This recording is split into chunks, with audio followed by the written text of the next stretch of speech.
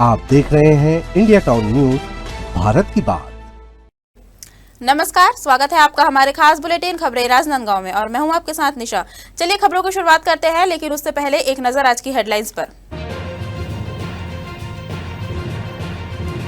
महतारी वंदन भुगतान पर 7 दिन का अल्टीमेटम, राशि न मिलने पर महिलाओं ने जताया आक्रोश, मुख्यमंत्री के नाम अधिकारियों को सौंपा ज्ञापन।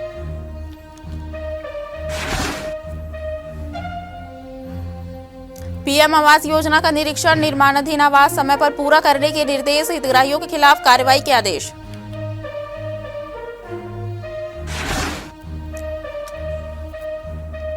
हरदी ओवरब्रिज की भ्रष्टाचार की दीवारें टूटी, सीमेंट की झिलमिल में छुपा रेलवे का खेल, राजनांदगांव का पुल सुरक्षा या लापरवाही।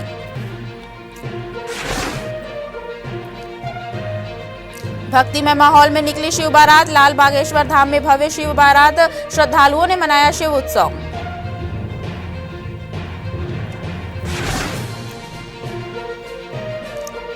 राजनांदगांव के रेहान की राष्ट्रीय जिद, सांसद विजय बघेल ने किया सम्मान, मोदी नगर में रेहान का कमाल।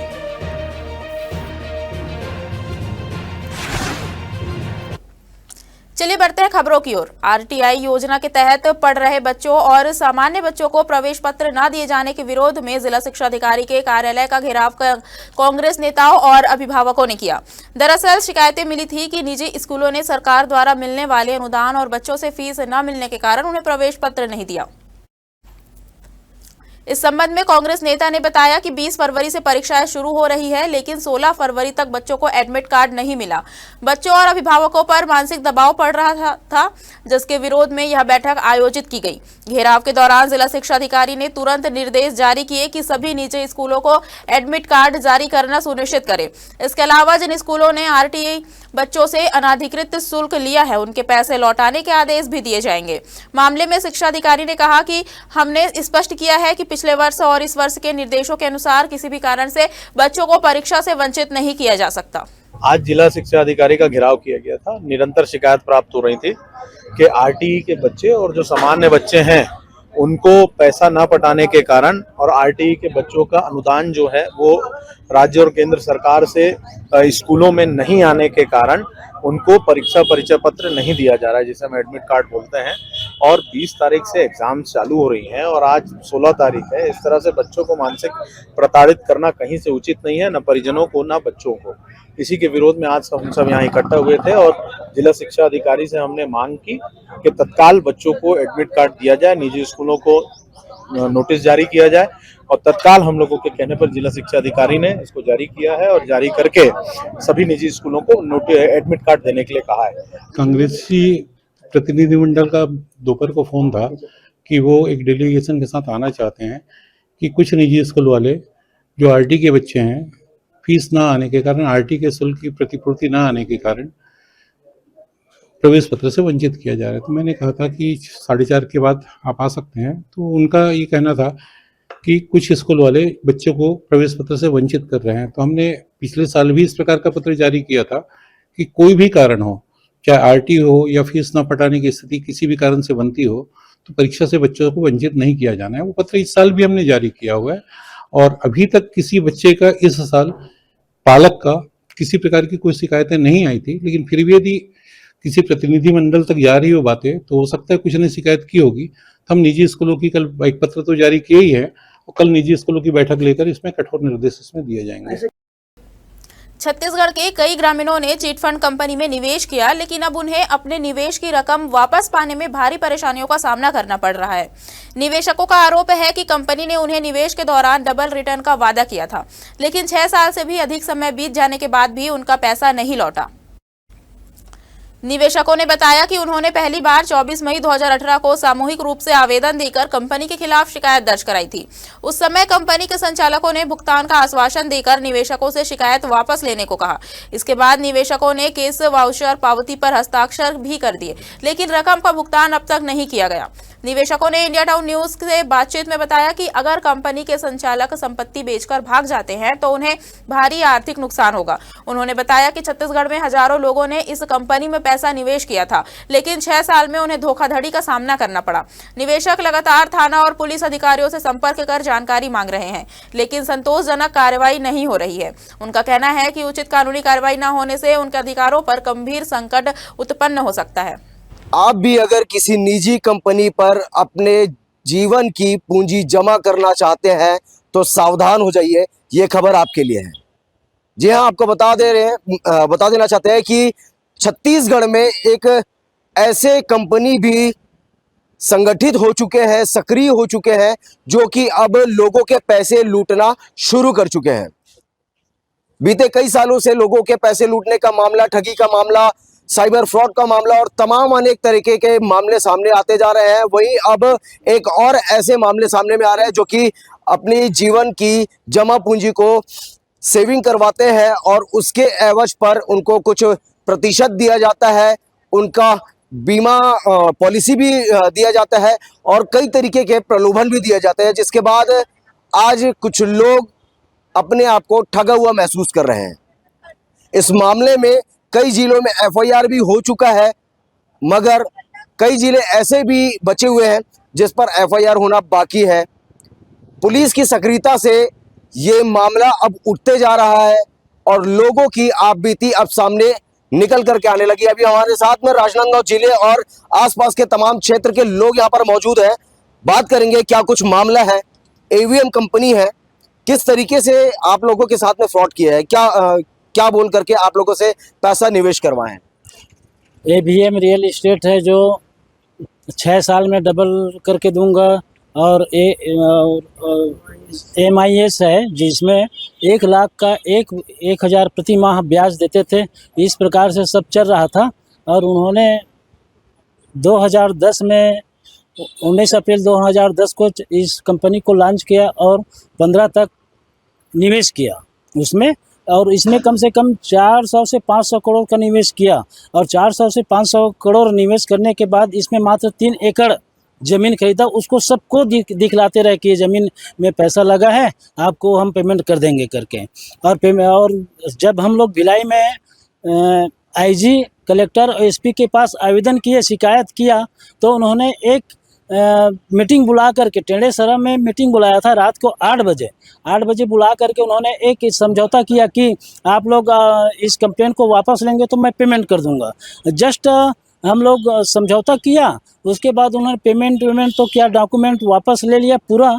और डॉक्यूमेंट लेने के बाद मतलब डुप्लीकेट डॉक्यूमेंट बांड है जो डुप्लीकेट साइन मार करके और उसमें हेरा फेरी कर करके फ्रॉड करके उन्होंने हम लोगों को वापस कर दिया और एक पावती दे दिया कि हम आपको 9 महीने के बाद पेमेंट करेंगे।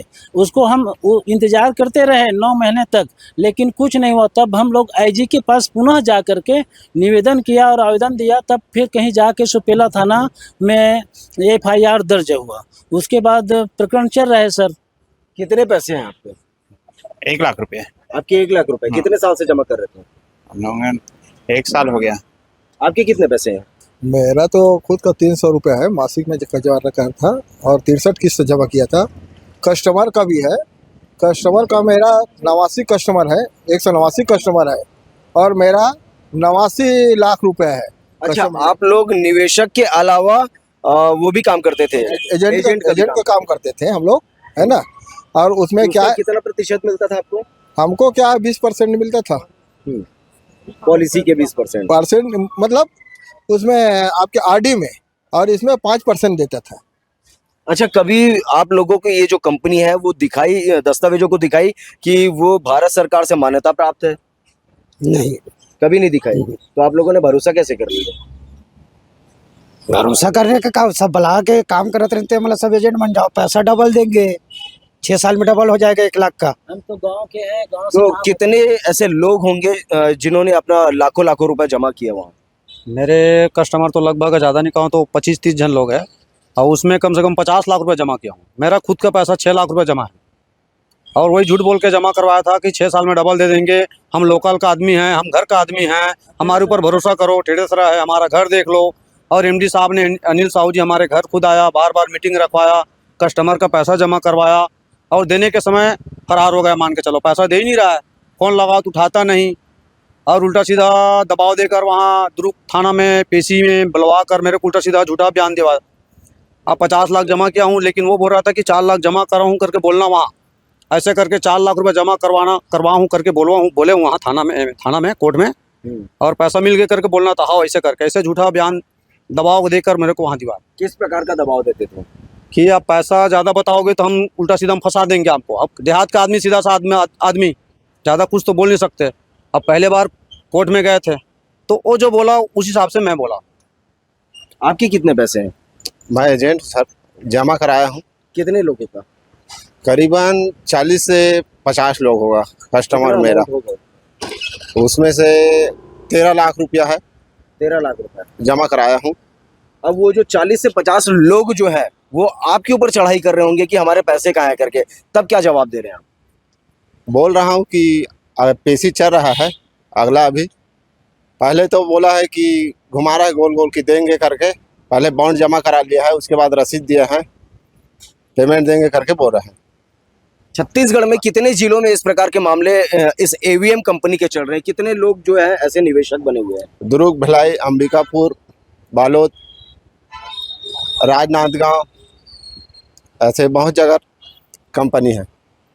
देखिए, मैंने पहले ही कहा आपको कि अगर आप किसी निजी संस्था पे, किसी निजी कंपनी पर अगर अपने पैसे निवेश कर रहे हैं तो सावधान हो जाइए, क्योंकि ऐसे कंपनी एक तरफ तो भारत सरकार से रजिस्टर्ड भी नहीं होते और दूसरी ओर पूरी छत्तीसगढ़ का पैसा केवल लूटने का काम करते हैं। अभी बताया जा रहा है कि फिलहाल एक ही जिले में बस एफआईआर दर्ज हुआ है और बाकी अन्य जिलों पर एफआईआर दर्ज करने की तैयारियां भी पूरी चल रही है। अब देखना तो ये होगा कि पुलिस इस पर किस प्रकार से सख्ती दिखाती है और इस मामले की गंभीरता को देखते हुए ऐसे जो लोगों को ठग रहे हैं उनके ऊपर कड़ी कार्रवाई करती है। मोदी नगर में 3 से 14 फरवरी तक आयोजित प्रतिष्ठित open national weight lifting championship में राजनांदगांव के होनहार वेट लिफ्टर रेहान खान ने शानदार प्रदर्शन करते हुए यूथ वर्ग के 94 किलोग्राम ग्रुप में स्वर्ण पदक हासिल कर प्रदेश का गौरव बढ़ाया है। उनकी इस ऐतिहासिक उपलब्धि से न केवल राजनांदगांव जिला बल्कि पूरा छत्तीसगढ़ राज्य राष्ट्रीय स्तर पर गौरवान्वित हुआ है।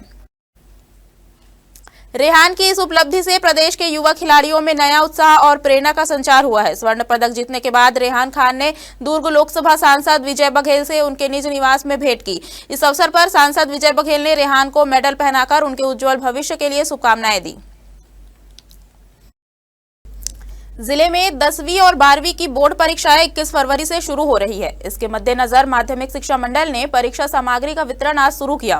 राजनांदगांव के स्टेट हाई स्कूल से गोपनीय प्रश्न पत्रों का वितरण किया गया, जिसे लेने के लिए जिले भर के शिक्षक बड़ी संख्या में पहुंचे। शिक्षकों ने परीक्षा सामग्री प्राप्त करते समय पुलिस सुरक्षा का सहारा लिया। अधिकारियों के अनुसार जिले और ब्लॉक स्तर पर उड़नदस्ता टीम बनाई गई है। शिक्षा विभाग ने 2 जिला स्तर और 4 ब्लॉक स्तर के उड़नदस्ता बनाए हैं, जबकि जिला प्रशासन ने भी सभी स्तर के अधिकारियों को जांच के निर्देश दिए हैं। इस संबंध में अधिकारियों ने बताया कि प्रश्न पत्र की पेटी वितरण स्थल से परीक्षा केंद्र तक बस के माध्यम से पहुंचाई गई। वितरण स्थल और केंद्र के बीच की दूरी 100 मीटर से अधिक नहीं थी। इस व्यवस्था का उद्देश्य प्रश्न पत्रों की सुरक्षा सुनिश्चित करना और किसी भी तरह की चूक को रोकना है।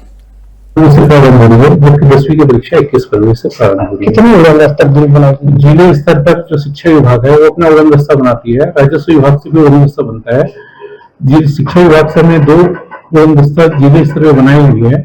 ब्लॉक स्तर पर 4 बीओ का एक उड़नदस्ता, मतलब शिक्षा विभाग से 6 उड़नदस्ता बनी हुई है और जिला प्रशासन लगभग सभी जिला स्तर के अधिकारियों को निरीक्षण के निर्देश देते हैं। लगातार मुन्ना भाई पकड़ा रहे हैं शासन की। पिछले साल तो यहाँ इस जिले में कोई स्थिति नहीं थी और मुझे लगता है जिस प्रकार की परीक्षाएं होती है नकल की स्थिति तो जिले में बनती नहीं कभी। प्रश्न पत्र वितरण में थोड़ी सी अव्यवस्था दिख रही थी। लोग साइकिलों में, मोटरसाइकिल में भारी भारी पेटी लेके जा रहे थे। प्रश्न पत्र को वजनदार पेटी, प्रश्न पत्र को पेटी ले जा रहे थे तो जहां से वितरण हो रहा था वहां से बस तक ले जा रहे थे, जो हार्डली 100 मीटर से दूर नहीं हो सकता। राजनांदगांव जिले के सुकुलदहिहान के पास हरदी गांव में निर्माणाधीन रेलवे ओवरब्रिज भ्रष्टाचार और घटिया निर्माण का उदाहरण बन गया है। बाउंड्री वॉल टूटी हुई, दरारें भरी गई और कुछ जगहों पर सीमेंट की बजाय बोरी भरकर ऊपर से लेप किया गया है। वहीं टूटे हुए हिस्सों से सरिया साफ दिखाई दे रहा है। इस प्रकार की निर्माण गुणवत्ता के साथ यह ओवरब्रिज लोगों की सुरक्षा के लिए खतरा बन गया है। रेलवे विभाग, जिसे संवेदनशील विभाग माना जाता है, इस मामले में गंभीर लापरवाही बरत रहा है। आरोप है कि अपने भ्रष्टाचार को दबाने के लिए पुल पर बार बार रिपेयरिंग कार्य किया जा रहा है। हमारे संवाददाता ने मौके पर जाकर सुपरवाइजर से बात करने की कोशिश की, लेकिन उसने कैमरे के सामने आने से इनकार कर दिया। दरअसल राजनांदगांव में ऐसे कई रेलवे ओवरब्रिज है जिनके निर्माण में इसी प्रकार की भ्रष्टाचार पूर्ण गतिविधियां सामने आई हैं, लेकिन शिकायतें और पेपरबाजी के बावजूद रेलवे विभाग ने कोई ठोस कार्रवाई नहीं की है। यह मामला केवल एक पुल तक सीमित नहीं है। राजनांदगांव के कई ओवरब्रिज इसी तरह के भ्रष्टाचार और घटिया निर्माण की कहानियां बयां करते हैं। रेलवे विभाग की जवाबदेही पर सवाल उठाना स्वाभाविक है। नमस्कार, जय हिंद। मैं विश्वनाथ देवंगन, आपके अपने चैनल इंडिया टाउन न्यूज से। रेलवे को संवेदनशील विभाग माना जाता है हर विषयों को लेकर, चाहे पुल निर्माण, अंडरब्रिज निर्माण, चाहे पटरी बिछाने को लेकर के। लेकिन अभी देखा जा रहा है कि लगातार जितने नए निर्माण हो रहे हैं, पुल हो चाहे अंडरब्रिज हो, सब बहुत ही बेकार क्वालिटी के बनाए जा रहे हैं।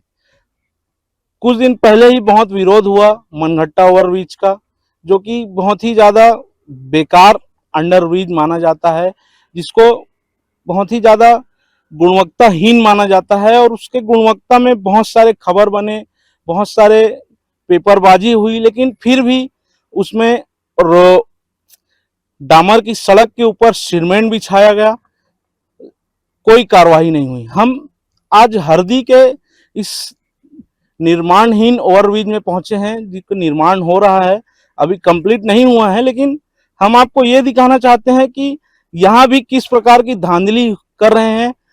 इतने बहुत ही ज्यादा बेकार क्वालिटी की बनाया जा रहा है इस ओवरब्रिज को। हम आपको दिखाना चाहेंगे, ये जो साइड का पिलर है, जो कि बनाया गया है कि साइड का पिलर है, जो कि बहुत ही गुणवत्ताहीन है।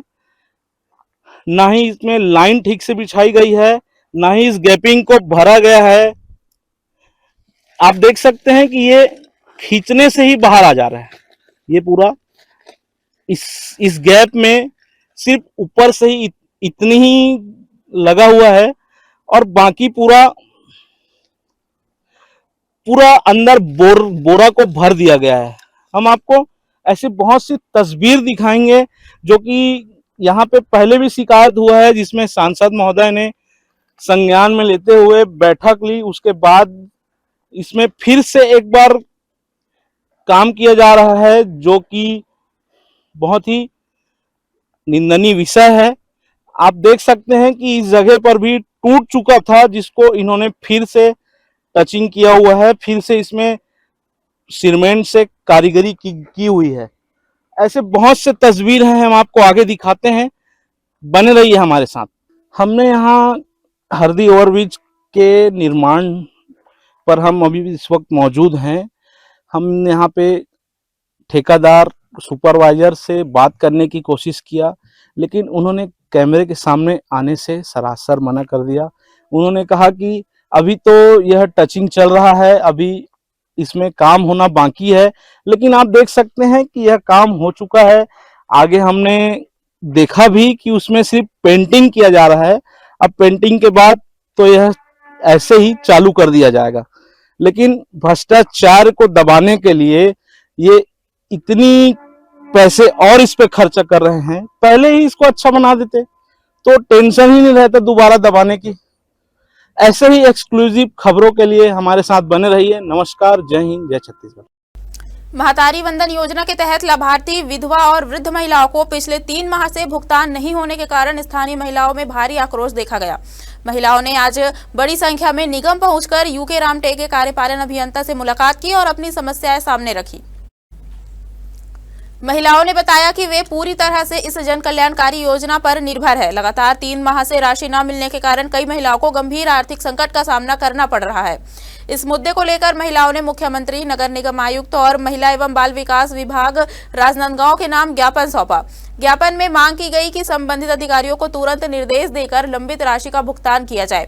साथ ही चेतावनी दी गई कि अगर 7 दिन के भीतर भुगतान नहीं हुआ तो महिलाएं उग्र जन आंदोलन पर उतर सकती है, जिसकी पूरी जिम्मेदारी शासन और प्रशासन की होगी। महतारी वंदन के अंदर की जो राशि आनी थी उनका कुछ अंतर की राशि नहीं आ रही है, इस कारण से आए थे लोग।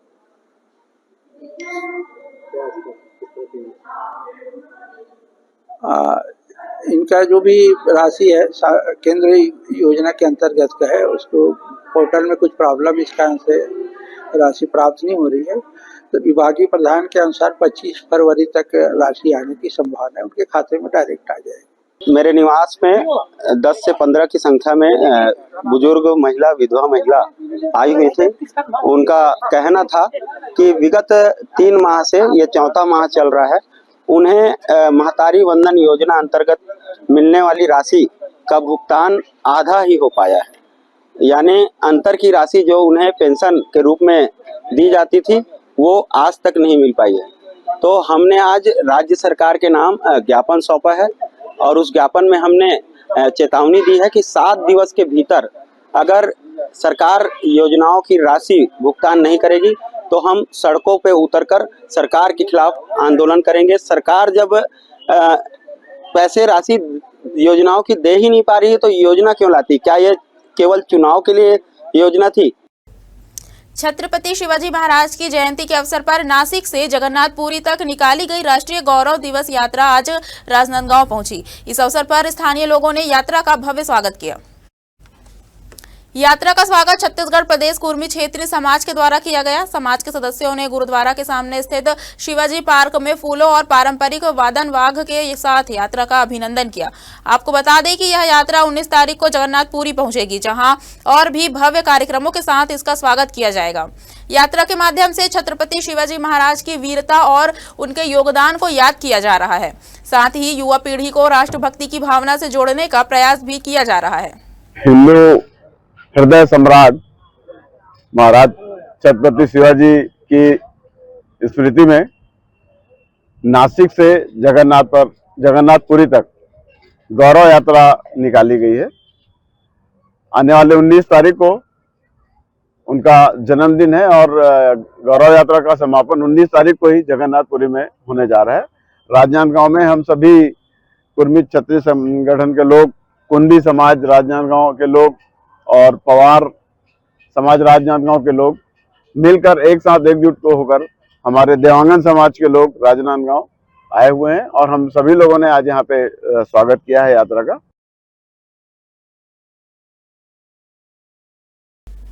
वक्त हो चुका है छोटे से ब्रेक का। बने रहिए इंडिया टाउन न्यूज के साथ। कभी कभी चेहरे का छुपा दर्द दुनिया नहीं देख पाती है। दाग, मुहासे, झाइयां सब आपके आत्मविश्वास को कम कर देता है, पर अब नहीं, क्योंकि Rukhsana glow and fair face pack जो दे आपकी स्किन को वो प्यार जो सिर्फ प्रकृति दे सकती है। हर लेयर को साफ करे, हर दाग को करे हल्का और आपकी मुस्कान फिर से लौटाए। Because you deserve to glow naturally.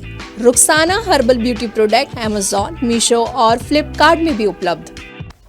Rajnandgaon के प्रसिद्ध लाल बागेश्वर धाम लालबाग में शिव सेवा मंडल के तत्वाधान में भगवान शिव की भव्य बारात निकाली गई। श्रद्धालुओं की भारी भीड़ और जयकारों के बीच पूरा क्षेत्र भक्तिमय माहौल में डूबा नजर आया। बारात में भगवान भोलेनाथ की आकर्षक झांकी सजाई गई, जिसमें श्रद्धालु शिवगण, भूत प्रेत, देवताओं और गणों के रूप में उपस्थित रहे। डीजे, ढोल नगाड़ों और पारंपरिक वाद्य यंत्रों की धुन पर श्रद्धालु झूमते नजर आए। महिलाओं और युवाओं की विशेष भागीदारी ने आयोजन को और भी जीवंत बना दिया। बारात लालबाग क्षेत्र के मार्गों से होते हुए मंदिर परिसर पहुंची, जहां पंडितों द्वारा वैदिक मंत्रोच्चार के साथ भगवान शिव और माता पार्वती का विवाह विधि पूर्वक संपन्न कराया गया। आयोजन समिति के सदस्यों ने बताया कि हर साल महाशिवरात्रि के पावन अवसर पर यह कार्यक्रम आयोजित किया जाता है, जिसका उद्देश्य धर्म, संस्कृति और परंपराओं को बढ़ावा देना है। इस दौरान पूरे आयोजन में सुरक्षा और व्यवस्था के लिए स्वयंसेवकों की विशेष तैनाती की जाती है। महाशिवरात्रि का पर्व और महाशिवरात्रि के पर्व में पूरे देश भर में, पूरे विश्व भर में भगवान शिव जी की आराधना की जाती है, उनकी लीलाओं का व्याख्यान किया जाता है। एक ऐसा ही माहौल राजनांदगांव के लाल बाग में शिव सेवा मंडल के द्वारा यहाँ पर देखने को मिल रहा है। जिस प्रकार से आप तस्वीरों में देख पा रहे होंगे, ये वो कार्यकर्ता है, ये वो समिति के सदस्य है, ये वो समिति के जिम्मेदार लोग हैं, जिनके तत्वाधान में आज महाशिवरात्रि के उपलक्ष्य पर भव्य एक महाकाल यात्रा निकाली गई है। इस महाकाल यात्रा के बारे में बात करेंगे और इनसे चर्चा भी करेंगे। जी, आज महाकाल यात्रा निकाली गई है। महाकाल यात्रा कल निकाली गई थी। आज जो है बारात है, हमारे शिव की बारात। आज शिव और पार्वती का ब्याह कराते हैं और ये हमारा 25 वर्षों से ये शिव पार्वती का ब्याह चला आ रहा है। हमारे जो लाल बागेश्वर महादेव धाम है वो 70 वर्षों से हमारे पूर्वजों ने स्थापित किया है। यहाँ बड़े भव्य रूप से हमने राजनांदगांव में प्रथम शिव पार्वती ब्याह का चालू कराया था और ओरिजिनल शादी कराते रहे हैं और ये बहुत भव्य कार्यक्रम है। इस बार काशी के कलाकारों द्वारा अभी जो है अनेक जो है नृत्य और महाकाल के ऊपर और माँ काली के ऊपर में बड़े बड़े नृत्य कार्यक्रम पूरे लालबाग में हुआ। कल भी हमारा बहुत महाकाल की पालकी जो हमारी सिंगोला से आती है वो बहुत ऊंचे स्वर में और बहुत जगह में भारी मात्रा में आज दिन भर हमारे यहाँ भंडारा और शिव भगवान का बरकत का सिक्का हम देते हैं। उसमें भी हजारों लोगों ने, कम से कम 4000 लोगों ने जो है भंडारे का सेवन किया।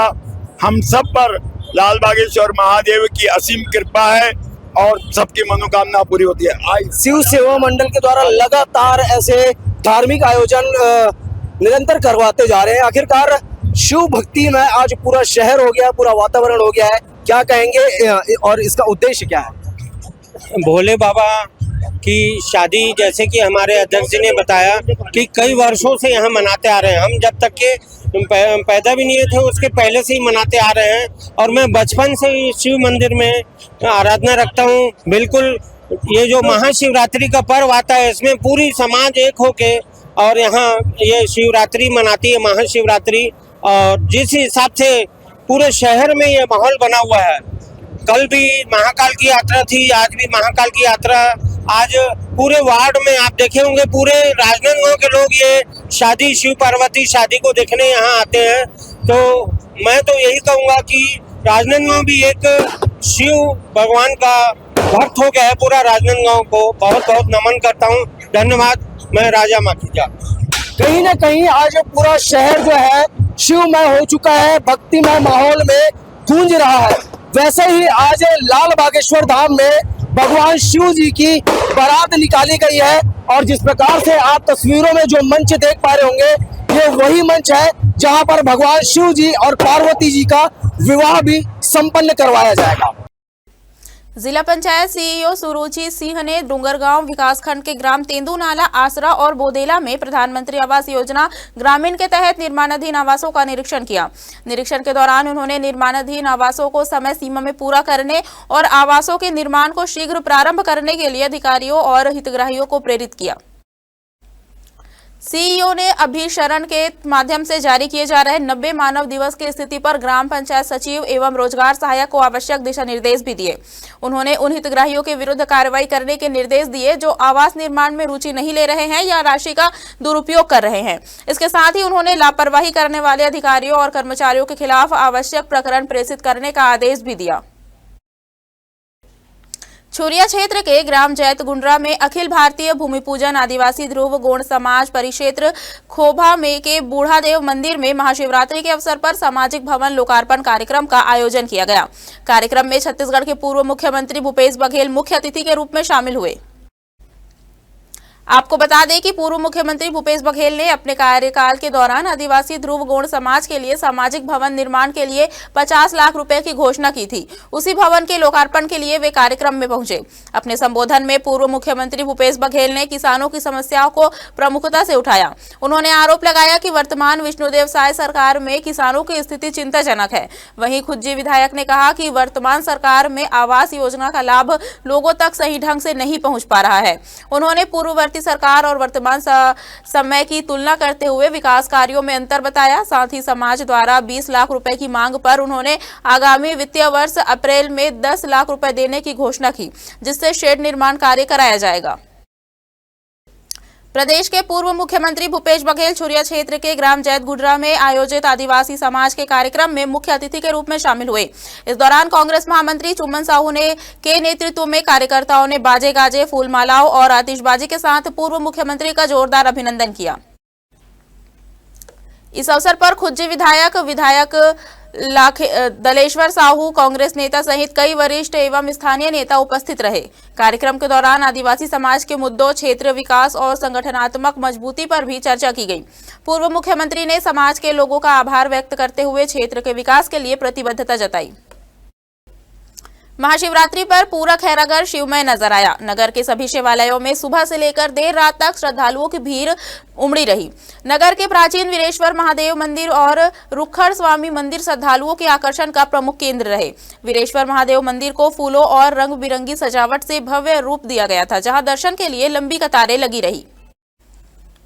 वहीं रुखड़ स्वामी मंदिर में 7 दिवसीय रुखड़ स्वामी महोत्सव के अंतर्गत महाशिवरात्रि पर सुबह 4 बजे से विशेष प्रहर पूजा का आयोजन किया गया। विद्वानाचार्यों के सानिध्य में द्वादश ज्योतिर्लिंग पूजन, महारुद्राभिषेक और वैदिक मंत्रोच्चार के साथ भगवान शिव का अभिषेक संपन्न हुआ। इसके साथ ही शाम के समय नगर में भव्य शोभा यात्रा निकाली गई, जिसमें बड़ी संख्या में श्रद्धालु शामिल हुए। जय घोष और भजन कीर्तन से पूरा वातावरण भक्तिमय बना रहा। देखिए 10 फरवरी से जो आयोजन चल रहा था लगातार और रुखड़ बाबा का धाम था, तो आज उस यज्ञ की पूर्णाहुति हुई है और पार्थिव शिवलिंगों का अभिषेक हुआ है, जिनका विसर्जन देर शाम किया गया है। बड़ी संख्या में लोग उसमें शामिल रहे और अभी प्रहर पूजन चल रहा है। एक के बाद एक दूसरे दिन तक यह प्रहर पूजन जारी रहेगा। एक तरह से कहें तो आध्यात्मिक रूप से इसका समापन हुआ है, परंतु कल का दिन जो रहेगा उस दिन भंडारे का आयोजन है, महाप्रसादी का वितरण है। भगवान ये 5 दिवसीय महायज्ञ महामृत्युंजय यज्ञ हुआ था, जिसकी आज पूर्णाहुति थी और साथ में अनेक पार्थिव शिवलिंग बनाया गया, जिसमें सैकड़ों लोगों ने हिस्सा लेकर के अपनी कामनाओं की पूर्ति के लिए भगवान का अनेक दिव्य पदार्थों से महाभिषेक किए। ये आयोजन पूर्ण रूप से रुखड़नाथ सेवा समिति जी के द्वारा किया गया। इनका उद्देश्य है कि खैरागढ़ के सभी लोग सुखी रहे, किसी को कष्ट ना होवे, ये पवित्र मनोकामना से विश्व कल्याण के लिए और अखंड हिंदू राष्ट्र के निर्माण के लिए किया गया है। अंबागढ़ चौकी में पहली बार जगतगुरु के आगमन को लेकर 2 दिवसीय आध्यात्मिक कार्यक्रम का आयोजन किया जा रहा है। यह आयोजन क्षेत्र के लिए धार्मिक और सांस्कृतिक दृष्टि से ऐतिहासिक माना जा रहा है। कार्यक्रम के पहले दिन को लेकर तैयारियां जोरों पर है। इस कार्यक्रम में जगतगुरु रामानंदाचार्य नरेंद्राचार्य के आगमन को लेकर श्रद्धालुओं की सुविधा और आयोजन को सुचारू रूप से संचालित करने के लिए सभी व्यवस्थाएं की जा रही है। इसी कड़ी में आयोजन समिति द्वारा पत्रकार वार्ता का आयोजन किया गया। इस दौरान समिति ने कार्यक्रम की रूपरेखा, सुरक्षा व्यवस्था, यातायात प्रबंधन और श्रद्धालुओं के लिए बनाई गई सुविधाओं की जानकारी पत्रकारों को दी। समिति ने सभी से आग्रह किया है कि वे निर्धारित नियमों और निर्देशों का पालन करें, ताकि कार्यक्रम शांतिपूर्ण और सफलतापूर्वक संपन्न हो सके। जो ये कार्यक्रम है, ये मुख्यतः जो पीड़ित लोग हैं, दुखी लोग हैं, अपने जीवन में कुछ मार्गदर्शन पाना चाहते हैं गुरुदेव का, तो उनके लिए ये कार्यक्रम का आयोजन किया जा रहा है। कैसी व्यवस्था रहेगी? जो श्रद्धालु आएंगे, जो लोग आएंगे, इस दिन ये पूरा एक दिन का कार्यक्रम है, जिसमें पूरे छत्तीसगढ़ से दूर दूर से लोग आएंगे। राजनांदगांव जिले से, बिलासपुर जिले से, रायपुर है, ये अपने बालोद जिला है, धमतरी जिला है, ऐसे कई अलग अलग जिले से लोग आएंगे और इसका आयोजन पूरे दिन भर चलेगा। सुबह 9 बजे से इसकी शुरुआत होगी और शाम तक ये कार्यक्रम चलेगा, जिसमें यहाँ पे भंडारा का भी बड़े रूप में आयोजन किया गया है। पूरा कार्यक्रम निःशुल्क है, ये इसमें कोई पैसा नहीं लगता है, पूरा निःशुल्क आयोजन किया गया है और इसमें बड़ी संख्या में श्रद्धालु यहाँ पे पहुंचेंगे। हमारे खास बुलेटिन खबरें राजनांदगांव में फिलहाल इतना ही। देखते रहिए इंडिया टाउन न्यूज, भारत की बात। नमस्कार। आप देख रहे हैं इंडिया टाउन न्यूज, भारत की बात।